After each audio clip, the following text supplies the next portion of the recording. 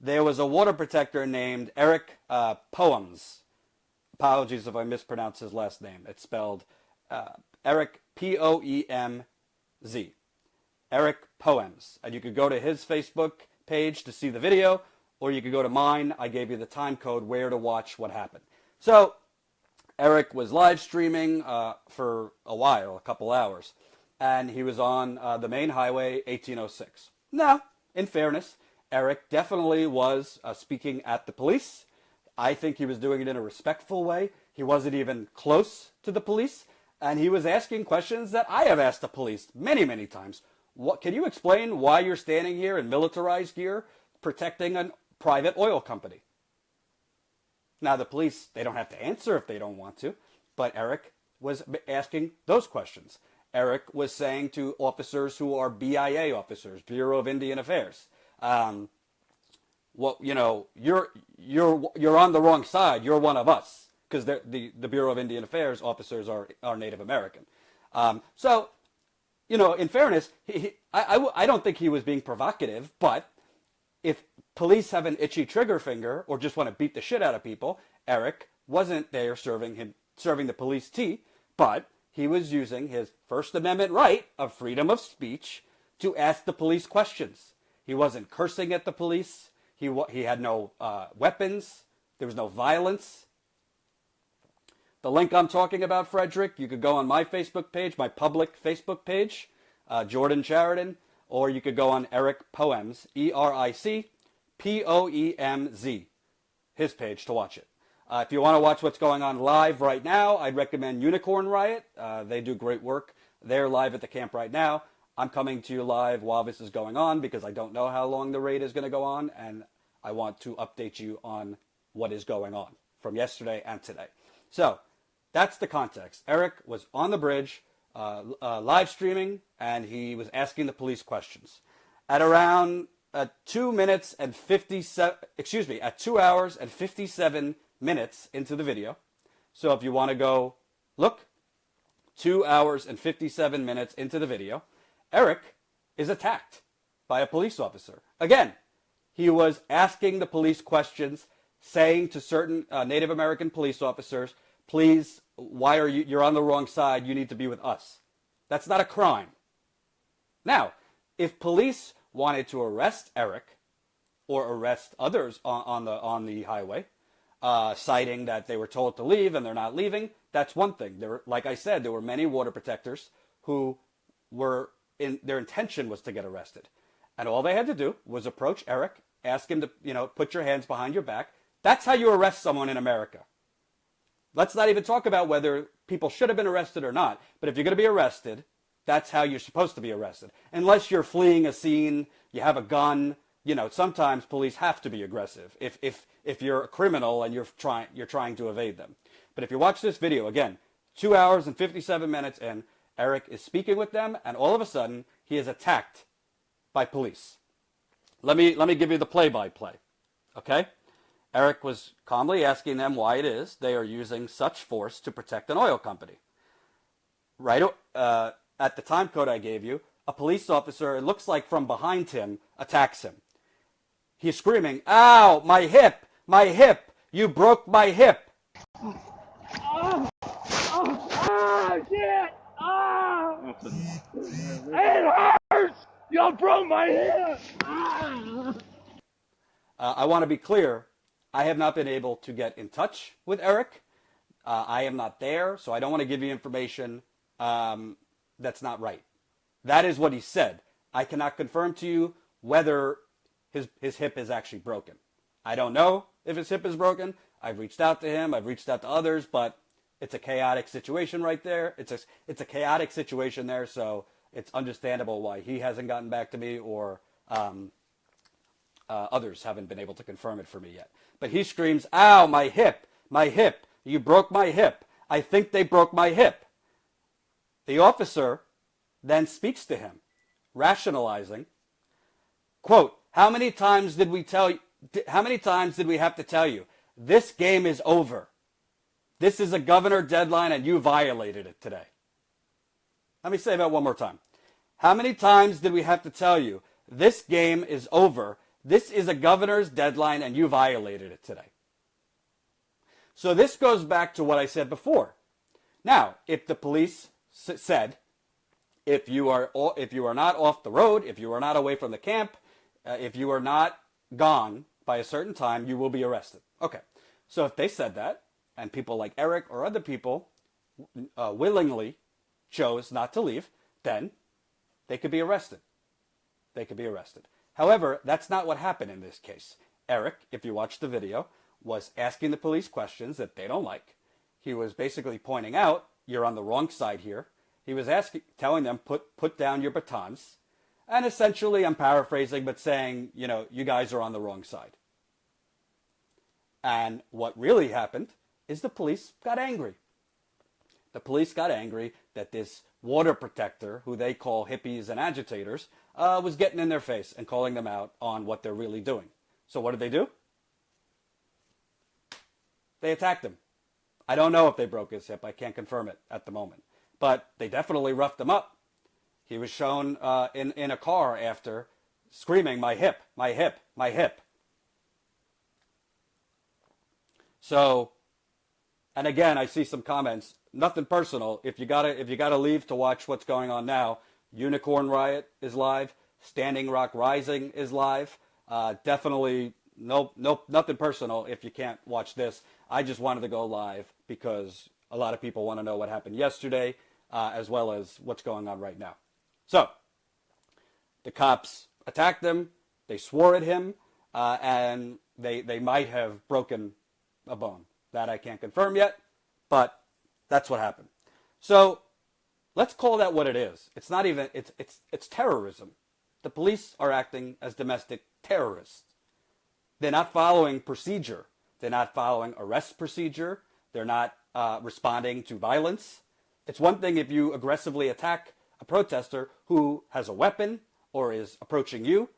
This was not the case at all. And the video is clear. It's not the case.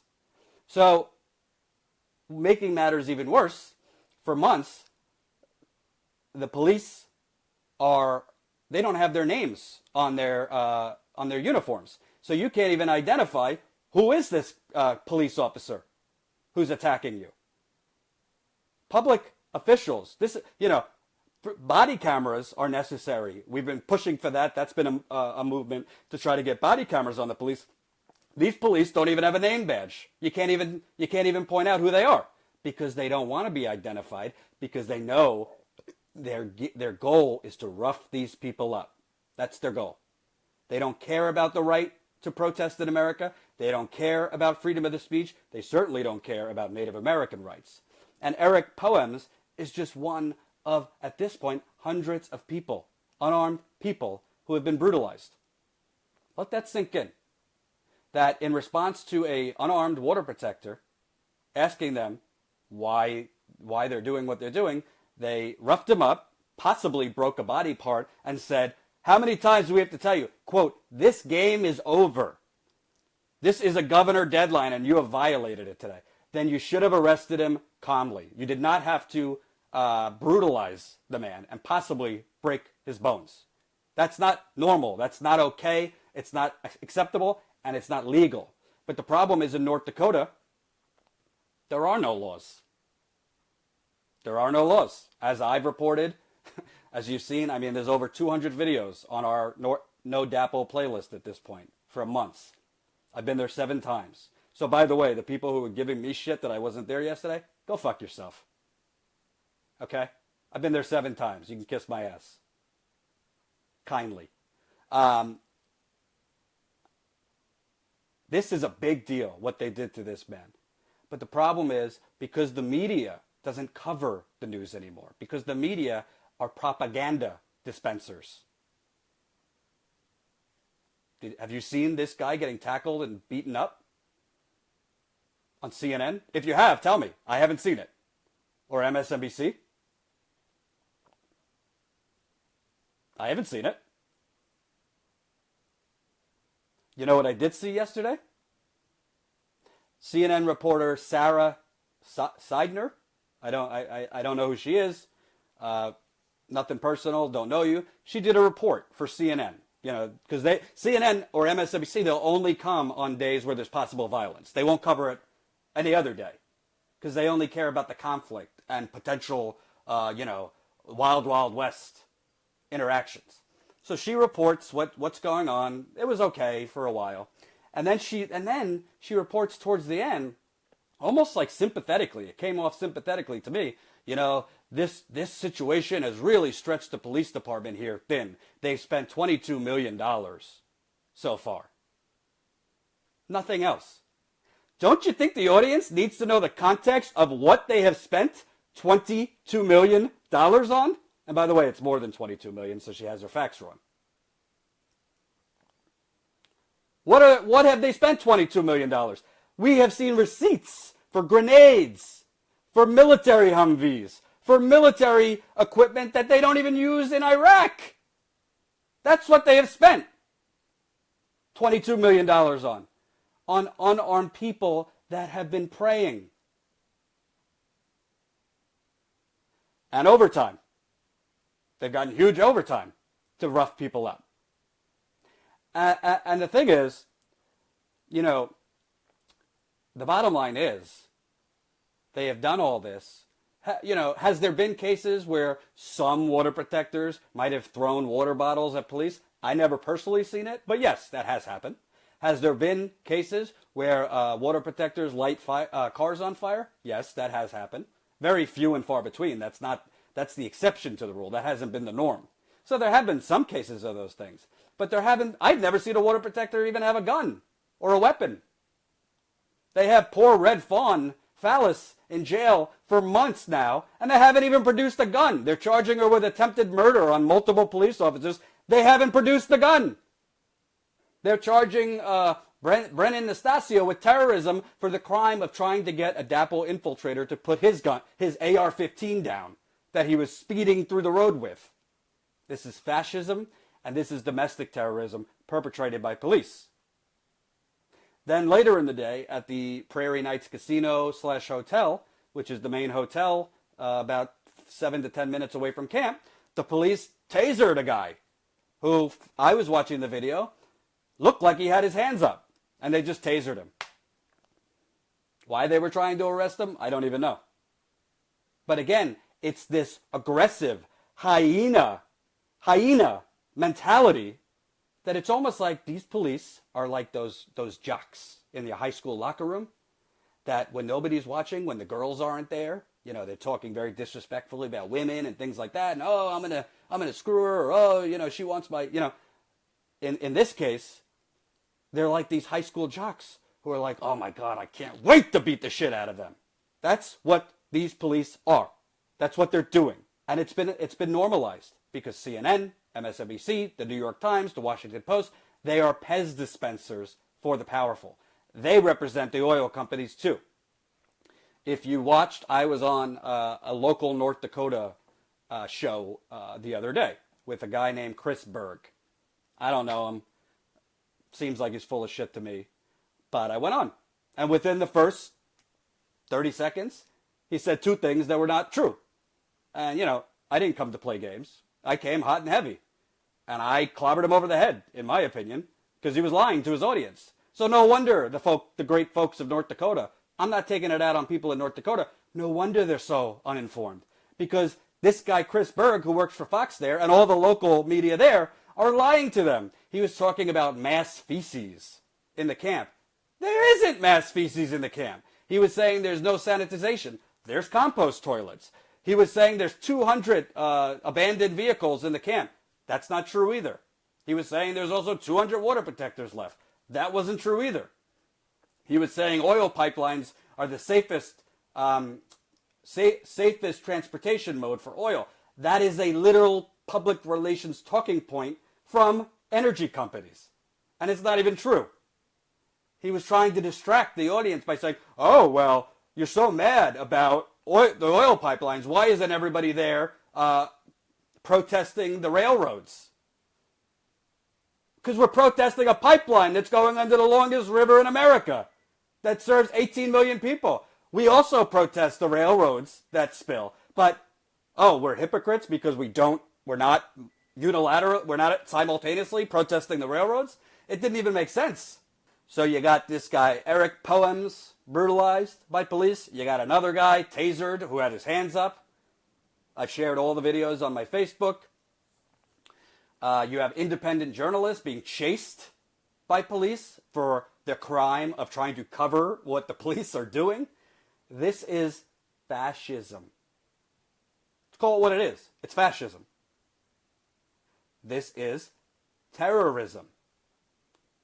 It's miraculous nobody has died yet by a real bullet. A 21-year-old girl, basically lost her left arm, has really no use of it. A Native American lost eyesight in one eye. A young girl I interviewed got her arm broken by police. Mass hypothermia because of freezing water cannons. I mean, the list goes on and on and on. So, while the media fixates on Donald Trump's every move, and Donald Trump, to me, has fascist qualities too, but there's fascism going on right now in North Dakota, like as we speak. Watch Unicorn Riot. Watch these other live streams.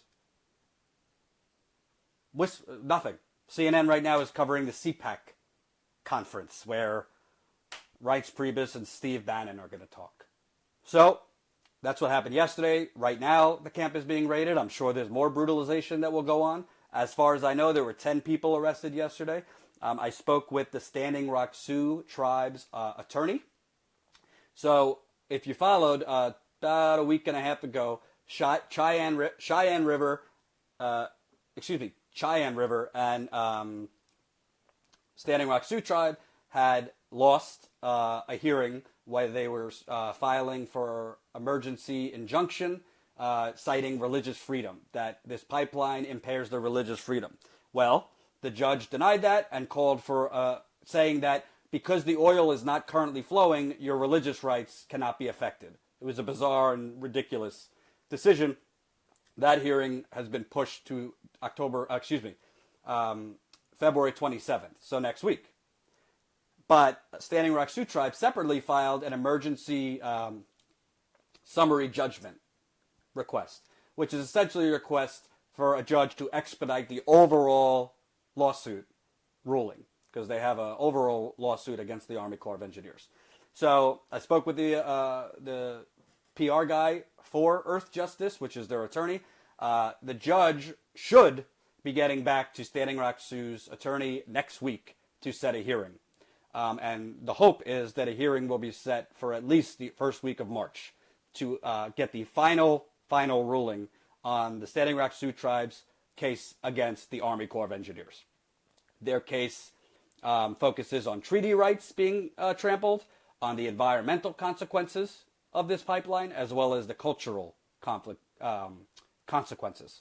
So the judge should set a hearing date next week for that. That's separate from the Cheyenne Rivers, the joint Cheyenne River and Standing Rock Sioux hearing. I'm not going to lie to you. I'm not that hopeful about it, but stranger things have happened. A decision has to be made before the oil starts flowing, because in the history of mankind, judges, government, they're not going to stop an oil company as the oil is flowing. It's just not going to happen. So that's the update. I will update you further as much as I can as I get new information. I'm not there, so I'm trying not to go live a lot because I don't want to take away from the people that are there live on the ground. But I felt I had to go live to update you on what I know from yesterday as well as today. I'm going to try to get more information on this gentleman, Eric Poems, who has been brutalized, as well as the other gentleman who was tasered as his hands were up. Try to get you more information on the number of people arrested, who was arrested, those kinds of things. And also, I've been updated. We've been publishing on youtube.com/TYTpolitics videos from my reporting in East Chicago, Indiana, which is another minority, low-income community that has now been ravaged by lead poisoning due to EPA and governmental neglect. So you can watch those videos on youtube.com/TYTpolitics. Share this video, and thank you for watching.